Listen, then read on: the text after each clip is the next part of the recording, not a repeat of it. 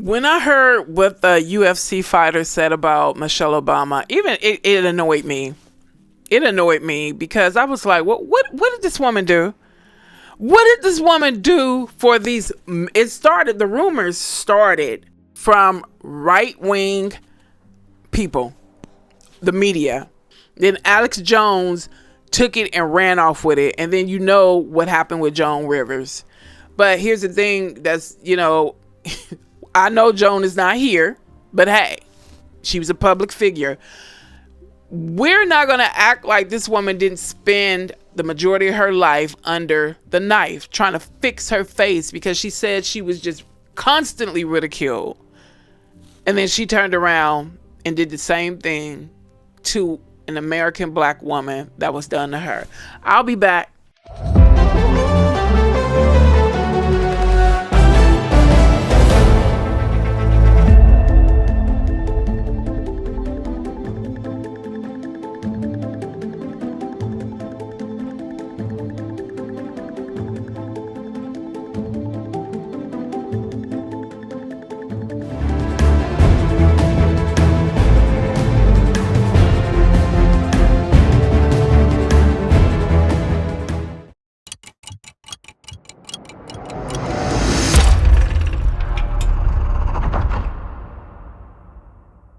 Hey, everyone, those who are, returning subscribers and new viewers, listeners, welcome. Let's get on with this. It's quite dehumanizing to be constantly called a man, especially when you have physically given birth to children, right? But my question is, why are so many white men constantly calling this black American woman a man? It's given you want something. What is it that you want? Because it's you guys, your characteristic is that is bullying and it's verbally assaulting. And then behind closed doors, you are the ones who have affairs with black women. It's proven true. It's no secret that you men, you white males who come off in public like you're racist as hell, behind closed doors, you guys be having black women as lovers. Let me name, what's that politician? He was in the 70s. He was a starch segregationist. And then found out years later, he had a black daughter. He was having an affair. I don't know if it was consensual, because you know how y'all are, but he had an affair with his black housekeeper, and they had a black daughter, and she could not let it be known until years later. So I'm like, what do you want from this woman? She's married. Leave her alone. Fantasize with somebody else. Aren't you guys married? You don't like your wife? She don't do for you what Michelle Obama does for you? Damn if you do, damn if you don't. You guys talk about black American women being overweight, obesity, and then you got Serena Williams, you got her sister, and then you got Michelle Obama. These women are tight, very health conscious. Well, I assume. I mean, in order to have a defined body like that, you have to be health conscious. And they have these defined muscular bodies, nothing wrong with it, and you talk about that. If they were overweight, you would talk about that. I really do believe you guys are obsessed with these women and you want them. That's what I believe. If these women wanted to, go there, I'm sure they can show countless emails, inboxes filled with white males wanting to be with them. It's like, why don't you tell the truth? There's so many. I was looking at a video one day. I forgot who it was. John Sally. John Sally said, white men want to be with black women, but they can't stand when black men are with white women. I was like, black women know this. How many black American women can do a video and tell how many white men have been on their ass? They don't even care if you don't tell anybody. They just want to be with you and will pay all your bills. The ones who have money. Not all white men got money. But you know what I'm saying? How many black women have been in down low relationships with white men for years? And these same white men in public would talk crazy, greasy, and cheesy about black American women. That's why we don't listen to you. We don't listen to anything you guys say, including white women. Y'all do the same damn thing. Will tear a black woman up and at the same time hate on her. You're hating on her. You're jealous. And that is you guys' MO.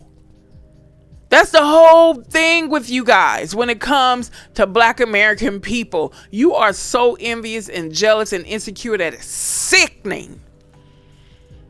And for people to call themselves supreme, highly intelligent, why are you so insecure when it comes to us? We already know the answer. You can lie if you want to. But yeah, I just find that deeply disturbing when men, period, it doesn't matter your ethnicity or race, when they are always talking about a woman, putting her down, her looks, her mental capacity. I'm like, do you know that that's signs of a serious issue you have with yourself when you're always putting a woman down? What is it? But I bet you speak highly favorable about men.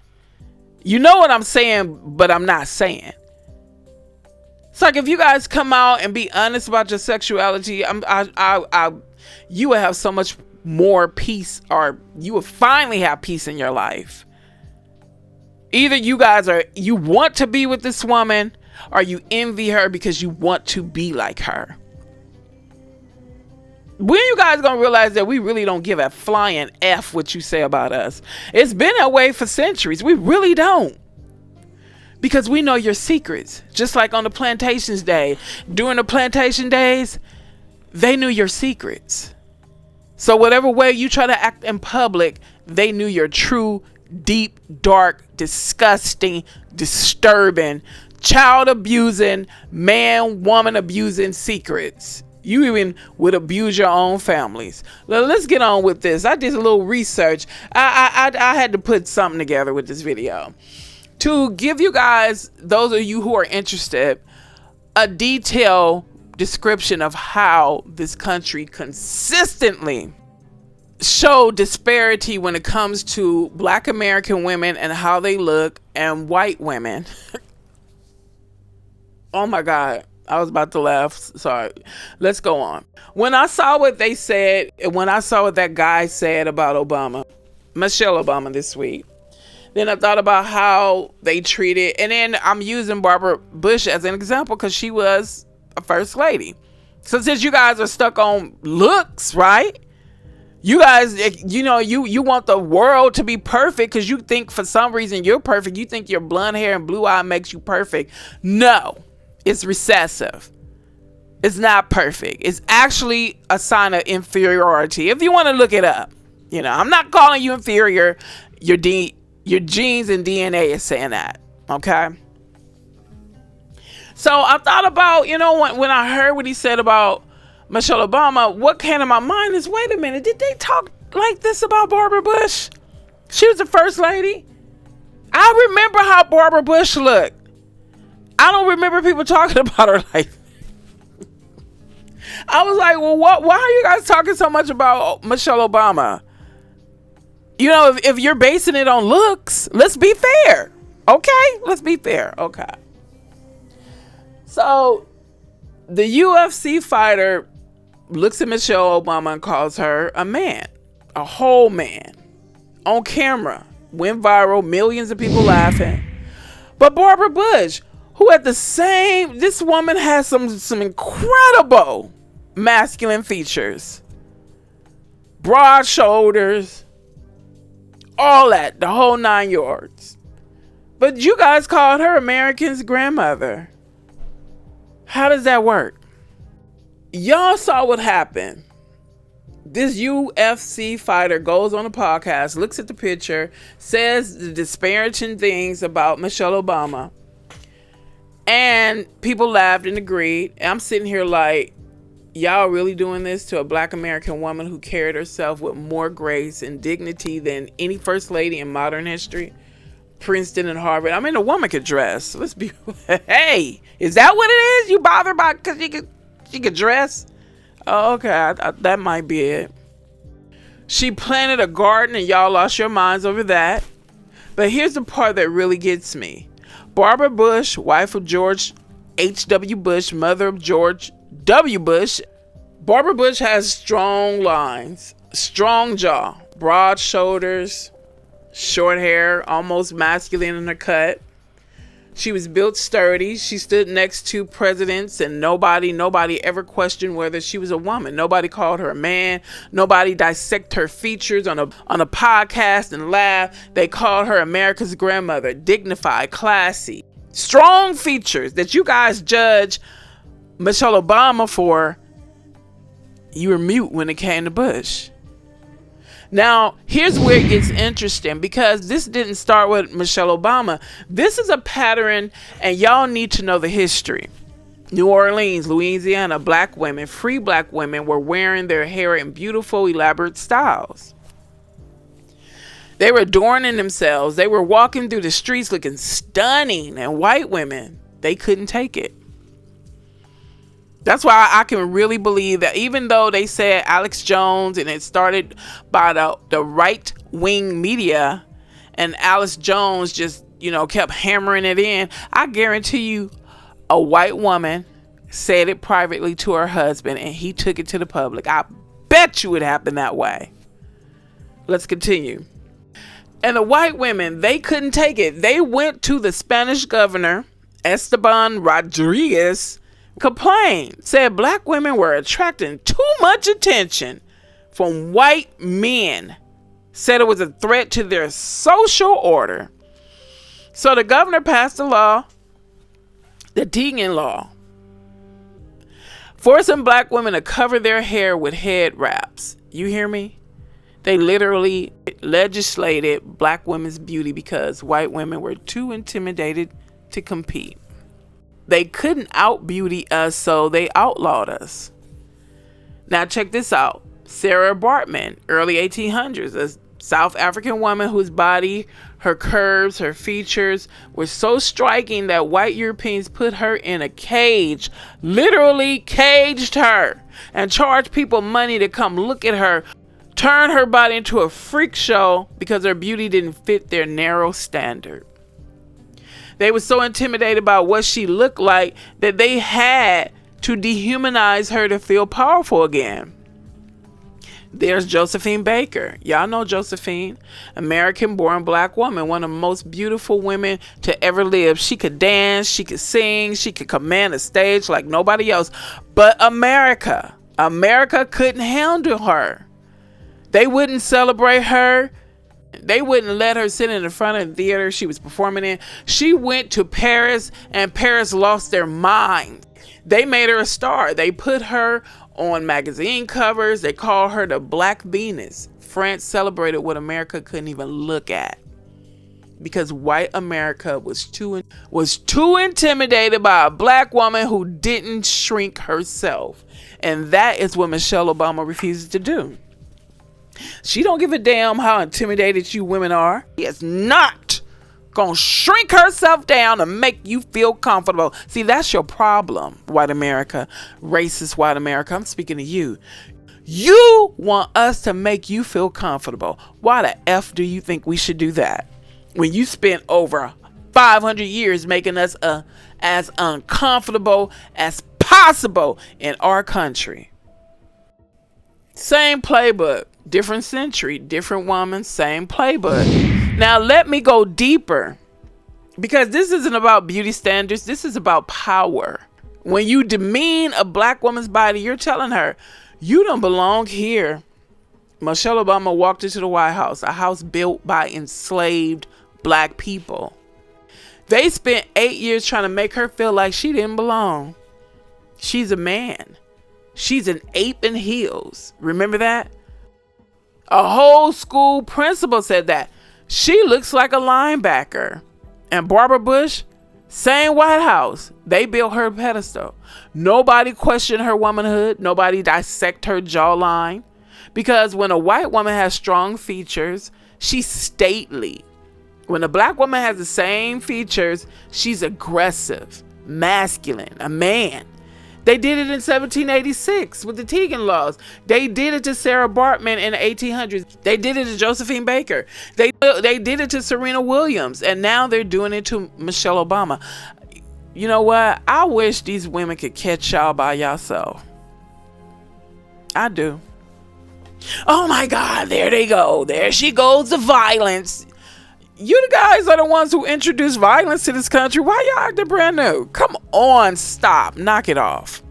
Soon as y'all get pissed off, you don't get what you want, first thing you do is go to your massive storage of firearms. Pull out your even huge, massive storage of ammo. You're going to show them while I'm going to show them attitude. Nobody's safe. Kittens, puppies, doves aren't safe when your ass get mad. All you know is violence. That's all you introduced to the world was violence. Four corners of the globe. You're still violent. You just have the means to cover it up now. But there are times you let it slip and you don't give a damn who knows. That's the first thing that comes to your mind. I was going to do a video. I was going to do a short, because they're constantly saying Black Americans, oh my God, you guys are so violent. Why are you so violent? And I was looking at this video. I think it was on TikTok. I can't remember, but it was a hoedown, some white folks in the South somewhere partying, drinking their brewski. And a white woman went up to, I guess, her dude. I don't know what he did. Grabbed him up. Everybody started fighting and recording it. Oh my God. Ooh, dude, look at that. I was like, these. And they steady calling everybody else violent. Like I said in another video, go to an all-white bar. If you can, go at your own risk. As soon as you open the door, you don't know what can happen to you if you're not like them. But go to an all-white bar and see how that works out. Go to an all-white party. See how that turned out. Let's continue. Who in their right mind thinks that's a coincidence? This is design. This is how they've always done us. Always. But here's what they don't understand. When y'all get us fed up, things change. Black women have always been told their bodies are too much, too tall, too dark, too masculine, too beautiful, too visible. But those same features, those are the features of people who built this country. They tried to cover our hair in 1786. Black people still having issues with their hair. If I had a child in one of these public schools, private, doesn't matter, and my child was being harassed by administration, teachers, students and the like, and parents, I would sue you guys so badly that I would make you go and be another statistic for food stamps. I would, and I wouldn't stop. And if I could go and sue your grandparents, I would. I will make you regret ever harassing my child about their natural hair state. We don't go around harassing you guys about your hair, and we should. I don't like going off in public and you guys find a need to just go throw your hair back. Get that shit away from me.